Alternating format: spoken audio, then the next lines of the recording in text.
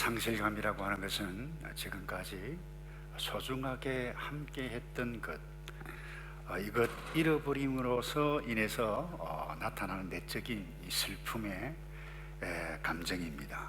예를 들어 부모님이 돌아가세요. 또 서로 의지했던 배우자가 먼저 죽습니다. 어느 날 떠납니다. 또 서로 사랑을 주고받고 이렇게 데이트를 했는데 서로 실연을 당합니다. 오랫동안 직장을 다녔는데 그 직장이 어떻게 떠나게 되어져요. 그래서 이렇게 지금까지 함께했던 이 모든 것들을 잃을 때에 우리가 상실감에 빠져서 슬픔에 잠기는 것, 그 당연한 것 아니겠습니까? 그래서 오늘 이 욥을 특별히 보면 사람으로서는 잃을 수 있는, 어떻게 보면 거의 모든 것을 다 잃었다 이렇게 볼 수 있습니다. 그 많던 재산 다 날아갔어요. 자녀 잃었어요. 게다가 건강까지 잃었는데 표현에 오늘 보니까 그 발바닥에서부터 머리끝까지 악성 종기가 나도록 했다 그랬어요. 그러자 욥은 잿더미 앉아서 토기 조각을 쥐고 자기 몸을 긁어댔습니다. 이런 비참한 상황입니다. 그럼에도 불구하고 이 욥이 믿음이 있었고 경건한 사람이었던지라 처음에 잘 극복하는 것 같았습니다. 그런데 시간이 갑니다. 친구가 옵니다. 친구들과 대화를 하는 과정에서 이 상실감의 고통에 빠지기 시작합니다. 그리고는 한동안 불평 원망 이와 같은 것들에 사로잡혀 있습니다만은 결국에는 그런 어둠의 터널 속에서 빠져나옵니다. 여러분, 인생이라고 하는 것은 어떻게 보면 그 무엇을 잃어가는 과정이다 이렇게 볼 수 있습니다. 우리가 그 무엇을 잃을 그때에 찾아오는 상실감의 고통, 이것 잘 반응하지 못하면 우리의 삶이 함몰될 수가 있습니다. 그래서 이 하버트 앤더슨이라고 하는 분이 이 상실과 슬픔의 치유라고 하는 책에서 사람이 이 땅에서 상실감의 고통을 받을 그 범위 카테고리를 이야기했는데 그게 이래요. 첫 번째는 물질적인 상실입니다. 투자했던 주식이 종이 조각이 되어져서 날아가 버립니다. 사기를 당해서 많은 재산을 잃어요. 큰맘 먹고 농장을 내서 열매를 수확을 했는데 가격이 폭락을 합니다. 슬픈 거죠. 소, 양 갑자기 다 잃어버립니다. 욥이 그랬어요. 그 다음에 관계의 상실이 있습니다. 그것 때문에 고통합니다. 여러분, 물질 잃은 슬픔도 크지만 나와의 의미 있는 이 관계가 깨어지고 사라질 때에 특별히 사랑하는 사람의 죽음, 견디기 힘든 것입니다. 관계를 잃어버리는 거죠. 실직도 마찬가지고 은퇴도 마찬가지고, 특별히 서로 사랑을 속삭이다가 서로 거절당하고 실연을 당하는 정말 겪기가 쉽지 않은 고통입니다. 그런가 하면 세 번째로 내적 심리적의 상실에서 오는 고통이 있습니다. 여러분, 기대가 없다, 꿈이 사라졌다, 아니 꿈을 꿀 수가 없는 상황이에요. 이것만큼 심각한 허탈감의 고통에 빠지는 것 잘 없습니다. 그런가 하면 내지는 기능적인 상실이 있습니다. 사고를 당합니다. 신체적인 일부를 잃어요. 기능을 상실한다는 거예요. 또 나이가 들면서 여러 가지 변화가 일어나서 우리의 기능을 잃어가는 것이 있잖아요. 재밌는 연세에 지긋하신 남자분은 이 머리카락이라 그러나 머리가 빠지는 것을 보면서 인생에 살맛이 없다고, 아주 작은 것이지만 그럼에도 불구하고 그와 같은 생각을 할 수 있다는 것입니다. 그런가 하면 시력을 잃고 청력을 잃어갑니다. 고통이 결코 적지 않은 고통입니다. 그런가 하면 역할을 상실하는 것이라고 그렇게 이야기를 하는데요. 좀 전에도 말씀을 드렸습니다만 실직을 한다, 그 다음에 은퇴를 한다. 그러면 지금까지 누렸던 그 지위, 그리고 이 역할을 상실할 때에 마음에 적지 않은 고통이 있다는 거야. 그 다음 마지막으로 이 체제의 상실이라는 것입니다. 이 무엇인가 하면 하나의, 예를 들면 가정도 하나의 체제이죠. 할아버지, 할머니, 엄마, 아빠, 자녀, 이 가정이라는 체제에서 우리의 출생과 삶의 과정과 죽음과 거기에 삶의 안이 다 담겨있는 이와 같은 의미가 있는 이 시스템인데, 이 시스템이 무너지거나 이 시스템이 떠나가게 되어질 때 우리에게 찾아오는 고통, 상실감의 고통 적지 않다는 거예요. 이 교회도 어떤 공동체도 마찬가지예요. 그 어떤 이유든지 이 체제의 시스템에서 벗어날 때 찾아오는 상실감의 고통이 있다는 것입니다. 그런데 이 욥은 이 모든 것 다 잃었다 해도 과언이 아닙니다. 재산이 엄청났어요. 오늘날로 치면 빌 게이츠, 워런 버핏보다 더 많았을 거예요. 또 뿐만 아니라 자녀가 아들이 7명이에요. 딸이 3이에요. 사고가 나서 다 잃어버렸어요. 근데 사실 이와 같은 상황에 보통 사람 같으면 폐인이 되어도 일찍 폐인이 될 것입니다. 또 극단적인 선택을 해도 몇 번씩이나 했을 터인데 평소에 하나님을 경건하게 섬겼던 믿음의 사람이었던 터라 이겨냅니다. 오늘 1장 21절에 보면 이런 말씀이죠. 내가 내 어머니 모태에서 벌거벗고 나왔으니 떠날 때도 벌거벗고 갈 것입니다. 여호와께서 주신 것을 여호와께서 가져가신다면 내가 어떻게 하겠습니까? 그럼에도 불구하고 여호와 하나님의 이름이 찬양받으시기를 바랍니다. 이러기가 쉽습니까? 쉽지 않습니다. 또 오늘 읽었던 본문 2장에서도 아내가 하나님을 저주하라라고 하는 심한 말을 듣고도 그의 반응이 놀랍지 않습니까? 그렇게 심한 말 하면 안 돼. 어리석은 여자처럼 말하는군. 그러면서 오늘 성경 기자는 욥은 입술로 죄짓지 않았습니다. 이랬던 그가 말이죠. 3장에 딱 되면, 여러분 시간을 조금 내셔서 이 욥기를 읽어보시면 40장이 더 되는 것이어서 시간이 좀 필요합니다만, 이 친구들과 위로하기 위해서 왔던 친구들과 대화를 나누면서 상실감, 고통에 빠집니다. 이 친구들의 심플하게 말씀을 드리면 이렇게 해요. 너 의인이라 그러지만 네 지금 모든 걸 잃은 것은 우리가 알지 못하는 죄가 있기 때문에 너 그런 거야. 회개하라고 하자 자기 자신의 아주 고상한 언어로 무죄를 드러내지만 계속해서 듣다 보니까 원망하고자 하는 마음이 생긴 거예요. 하나님을 원망합니다. 불평합니다. 그렇지만 말씀드린 대로 그 어둠의 터널을 통과하고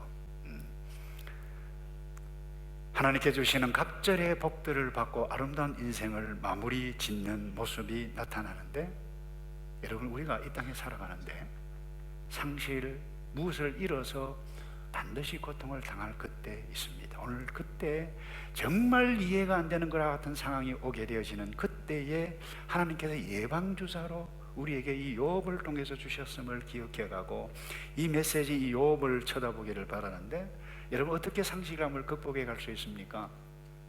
첫 번째, 욥이 슬퍼했습니다. 여러분 슬퍼하는 것이 중요합니다. 욥이 어떻게 슬퍼한 줄 아세요? 1장 20절에 이렇게 말씀합니다. 이 말에 욥은 벌떡 일어나 갑자기 종이 와서 아들 죽었습니다, 하늘에서 불이 내려와 가지고 소양이 다 타버렸습니다 라고 모든 걸 잃었던 그 순간에 이 말을 듣고 벌떡 일어나서 겉옷을 찢었습니다. 머리털을 밀어버렸다. 이것은 인간이 극도의 슬퍼했을 때 나타난 표현이라고 하는 것입니다. 여러분 재산 날아가고 자녀 죽고 모든 건 잃었는데 슬퍼하지, 아니 로봇이 아니면 슬퍼하는 것 당연합니다. 근데 가끔은 이런 분들이 있죠. 자녀를 잃었어요. 성도예요. 또 배우자를 잃었을 때 죄송합니다.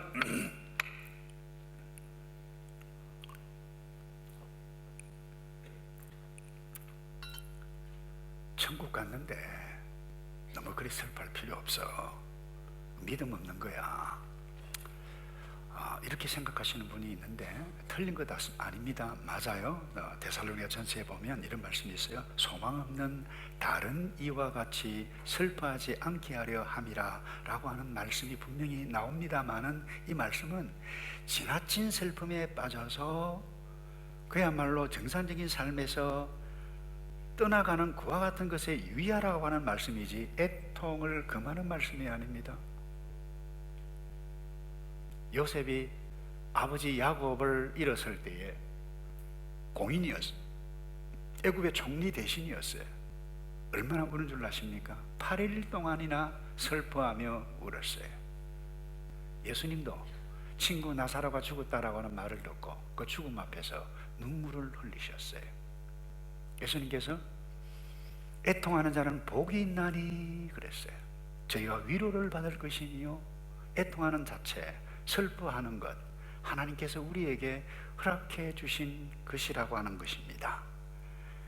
그래서 욥이 자신이 잃어버렸던 이 상실의 슬픔을 3장 1절에 이렇게 표현했습니다.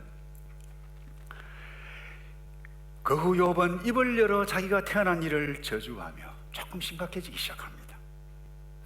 차라리 내가 태어나지 않았다라고 하면 이와 같은 고통을 느끼지 않았을 테인데, 그래서 내가 태어난 그날이 사라졌다면, 사내 아이를 배웠다고 말하던 그 밤도 없었더라면, 자기가 태어나지 않았으면 더 좋았을 뻔했겠다, 이 이야기입니다. 누구를 향한 것입니까? 고통의 슬픔의 표현이지만 그 우주의 주인이신 그 하나님 앞에 원망하는 것 아닌가요? 더 심각해집니다. 3장에 가면 죽음까지도 죽었으면, 이렇게 표현하고 있어요. 죽음을 기다리는 사람들이 죽음이 오지 않아 숨겨진 보물찾기보다 더욱 간절히 죽음을 찾다가 마침내 무덤에 이르게 되면 기뻐서 어쩔 줄 몰라 하지 않겠는가? 이 무슨 이야기예요? 내가 죽었으면 좋겠다는 거예요. 그만큼 고통이 크다라고 하는 부분입니다. 상실의 고통을 만날 때 슬퍼했다는 거예요.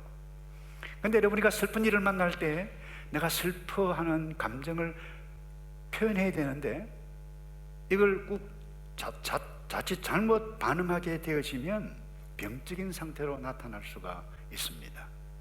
고통당할 때, 이럴 때, 슬플 때 울어야 그 울만한 그 고통의 상황을 잘 보낼 수 있는데, 이거 잘 반응하지 못하면, 잘못된 슬픔의 모습으로 나타나면 더 심각한 문제가 나타날 수 있습니다. 이 파커스라고 하는 분이 잘못된 슬픔 3가지 주의해야 할 것을 이야기했는데, 첫 번째는 만성적인 슬픔이라고 그랬어요. 전문적인 분들은 보통 어려움을 당하면 6개월, 빠르면 어떨 때는 1년, 2년까지 갈 수도 있는데, 이 2년이 지나도 이 상실감의 고통이 헤어나지 못한다라고 하면 조심해야 된다. 정상이 아니기 때문에. 그럼 두 번째, 이 억제된 슬픔입니다. 이게 좀 심각한 부분인데, 슬픈데 울지를 않는 거예요. 울 수가 없어요. 어떤 상황이든지. 그래서 슬픈 상황이 억제돼서 참고 누르고 있으면 이 감정이 어디를 갑니까? 풀어야 되는데, 이 표출이 되는데 잘못된 부정적인 것으로 나타날 수 있다는 것입니다. 전문가들이 잘못된, 아주 부정적인 것으로 중독될 수 있습니다. 알코올에 중독될 수가 있고, 마약에 중독될 수 있고, 잘못된, 그릇된 이 문란한 이 성적인 부분에 중독이 될 수도 있고, 심하면 자살을 하게 되어지는 과도한 이 집착을 보일 수도 있다라고 하는 것입니다. 그럼 세 번째, 지연된 슬픔이라 그랬습니다. 이 지연된 슬픔은 상실하 잃었던 일이 한동안 지난 후에 슬픔이 발생한다는 거, 이것을 미이라화라고 그럽니다. 전문적인 용어로. 그러니까 죽었는데 죽은 자의 유품을 하나도 버리지 않아요. 그냥 두라는 거예요. 계속 보관을 합니다. 1년이 지나고 5년이 지나고 10년이 지났는데 그대로 두는 이유가 뭔가 하면, 어느 날 죽었던 그 사람이 반드시 살아서 내 앞에 나타난다라고 하는 잘못된 생각이죠. 망상이라고 그러죠. 왜 이와 같은 일들이 일어나나요?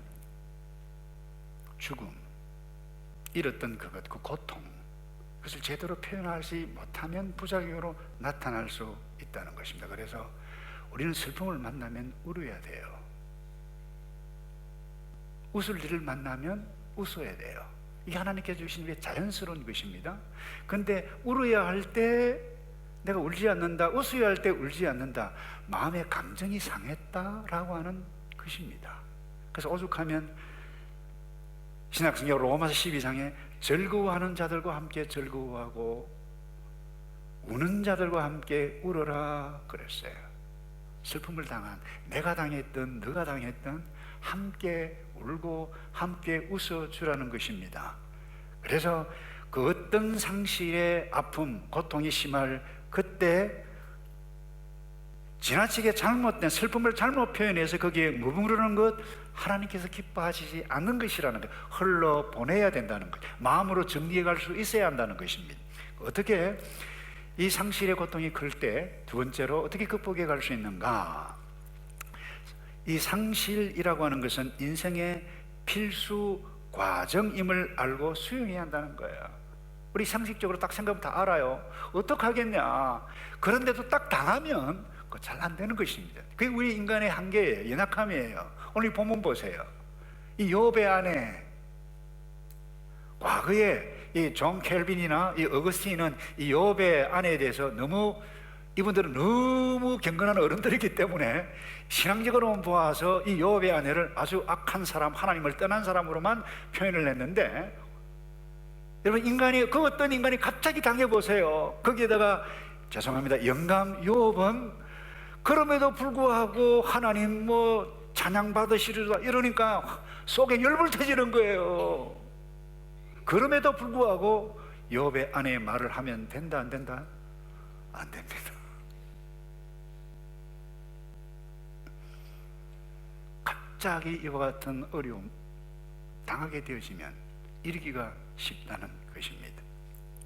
정신의학자이고 호스피스 운동의 선구자인 이 엘리자베스 큐레스 로스라고 하는 분이 있는데, 이분이 엄청난 그 고통, 특별히 죽음보다 더 큰 고통이 없어요. 사랑하는 자, 또 자기의 죽음도 마찬가지입니다. 이 죽기 전에 사람들을 연구를 했는데 죽음을 받아들이는 단계가 5단계가 있다고 해요. 첫 번째 부정합니다. 두 번째 분노합니다. 그 다음 타협합니다. 그 다음 절망합니다. 맨 마지막에 수용한다고 했는데, 예를 들면 이래요. 한 사람이 의사를 만났는데 당신 3개월 넘기기 어렵겠다, 이 말을 딱 들을 때 뭐예요? 부정하죠. 의사가 잘못 판단했을 거야. 다른 의사, 다른 병원에 갔는데 똑같은 것이 나옵니다. 그때 어떻게 합니까? 내가 뭘 잘못했길래 내가 이 지경이 됐지? 왜 하필이면 나야? 분노한다는 거예요. 내가 왜? 그리고는 그 다음에 타협하기 시작합니다. 만약 이 병 낫게 해주시면 내가 바로 착하게 살겠습니다. 예수를 믿든 믿지 않든 이와 같은 단계가 있다는 거예요. 그럼에도 불구하고 계속되는 치료에도 불구하고 결과가 좋지 않으면 그 다음에 절망합니다. 이 절망의 단계가 지나가면 나는 죽어야 되는구나 라고 수용하게 되어지는데, 이분이 그래요. 수용하게 되어진 그 단계에 딱 이르면 사람의 얼굴에도 그렇고 마음의 평강이 온다 그래요. 예수 믿든 믿지 않든 이와 같은 단계를 지나는데, 저는 목회하면서 감사한 것은 돌아가신 분도 있습니다만 치명적인 질병 가운데 처음부터 주께서 주의 뜻이 이것이라고 하면서 은혜 가운데 잘 이겨가는 성도들이 적지 않아요. 그런가 하면 성경에 우리의 신앙의 선배 바울을 보세요. 불치의 병이었어요. 3번이나 간절하게 낫게 해달라고 기도했는데 하나님의 뜻 깨달았고 난 다음에 뭐라고 표현했는가 하면 은혜다, 은혜로 표현했습니다. 나이가 많았습니다. 이 병이 낫지 않았습니다. 죽음의 그림자가 다가올 때에 나는 나의 달려갈 길을 다 달렸다, 이제 후로는 내게 생명의 멸류관을 주실 그 하나님을 바라보며, 이렇게 아름답게 인생에 가장 외로울 때, 가장 슬플 때, 가장 고통스러울 때 이렇게 승화시켜가는 이것, 얼마나 아름다운 신앙의 선배인지 모르는데, 여러분, 우리에게도 가장 소중한 것 이럴 때가 반드시 있을 것입니다. 지금 이 가운데도 있는 분이 있을 수 있을 것입니다. 그때 이 현실 부정할 수가 없잖아요. 부정하고 싶어요, 우리 모두가. 그러나 그것을 현실로 받아들여야 돼요. 그래서 우리의 인생은 잃어가는 과정이다, 이렇게 볼 수 있잖아요. 슬프지만 수용하고 떠나보낼 때에, 그러지 않으면 우리가 믿음의 자리에서 떠나갈 수 있어요. 인생이 그 순간에 잘못 생각해서 함몰될 수 있다라고 하는 부분, 이런 함몰되지 않고 일어서는 주의 은혜가 있는 저와 여러분 되기를 축복합니다. 마지막으로요, 한번 따라서 할까요? 하나님의 섭리가 있습니다. 네, 더 나은 미래가 있습니다. 우리가 잘 몰라요. 하나님의 섭리, 하나님의 뜻인데 하나님의 뜻도 잘 알 수가 없어요. 이런 고통이 우리에게 탁 당하고 더 나은 미래가 올지 안 올지도 잘 몰라요. 그러나 한번 생각, 오늘 본문에 보십시다. 7절에 보면, 그리하여 사탄은 여호와 앞에서 물러가 누가 여호와의 재산과 자녀를 앗아갔나요? 악한 사탄의 업무 때문입니다. 여러분이 아시다시피 이래요. 하나님, 잘 먹고 잘 살고 다 누릴 거 다 누리니까 하나님 경배하고 예배하지, 저거 다 빼앗으면 하나님 안 믿을걸요? 이게 업무, 악한 장난이죠. 그래? 아닌데 빼앗겠습니다 하는 것을 허용했어요. 한번 보세요. 천상에서 일어난 일입니다. 만약에 요업이 하나님께서 그걸 허용했다라고 하면, 죄송합니다, 그야말로 참을 수가 없어요. 어떻게 하나님 이럴 수가 있습니까? 근데 몰라요. 천상에서 일어난 일인데. 근데 이 고약한 악한 사탄의 음보가 엄청난 고통으로 다가왔는데, 그 하나님의 뜻, 하나님의 섭리를 요업이 깨달을 수 있습니까? 없습니다. 그래, 처음에는 이런 것 같았지만 시간이 지나자 친구들이 와서 계속해서 위로한다시고 하는 말이 계속해서 자기를 괴롭혔을 때에 하나님을 원망하고 죽음, 자기 생일을 저주하고 죽음까지 갔으면 좋겠다라고 할 정도로 아주 고상한 언어로 표현을 합니다. 여러분, 시간을 조금 내셔서 한번 읽어보시기 바랍니다. 근데 그 고상한 언어가 3장에서부터 37장까지 변론을 하면서, 왜 이래야만 합니까? 시를 지으면서 원망하고 불평하는 것이 나타납니다. 그런데 38장에 와서 두 손을 탁 듭니다. 하나님, 항목합니다. 제가 잘못 생각했습니다. 하나님의 섭리가 이렇게 놀라운지. 근데 무엇 때문에 항복하는가 하면 바로 이 부분입니다. 그것이 38장에 나타나는데요, 엄청난 것을 이 친구들과 함께 변론하고 있을 그때에 정말 괴로움에 극에 달했을 때 하나님께서 딱 간섭하셔서 물으시는 질문이 있습니다. 수많은 질문, 어떤 학자들은 100가지 정도가 된다고 그랬는데, 그 질문 가운데 몇 가지 소개를 드리면 이렇습니다. 너가, 욥입니다. 너가 바다의 근원에 가본 적이 있느냐? 깊은 물 밑으로 너가 발로 걸어본 적이 있느냐 물어요. 누가 지혜롭게도 구름을 셀 인간이 있느냐? 누가 하늘의 물병을 쏟을 수 있느냐? 티끌이 뭉쳐서 진흙이 되고 그 덩어리가 달라붙게 할 수 있는 것을 너가 아느냐? 사자의 먹이를, 굶주린 어린 사자 누가 먹이느냐 그랬어요. 까마귀 새끼들이 하나님께 부르짖고 먹이가 없어 돌아다닐 때 누가 그 까마귀를 위해 먹이를 주겠느냐? 이 말씀을 탁 할 때 무릎을 꿇고 손을 들고 항복합니다. 하나님, 제가 잘못 생각했네요.